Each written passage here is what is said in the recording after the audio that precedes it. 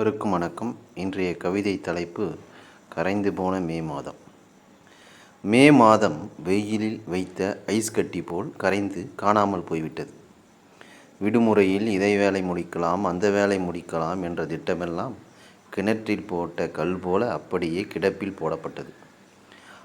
அந்த ஊர் போகலாம், இந்த டூர் போகலாம் சொல்லிவிட்டு நான் சும்மா இருப்பதை பார்த்து மனைவியின் கண்ணில் வெடித்து சிதறுகிறது 10 எரிமலையின் கோபம்.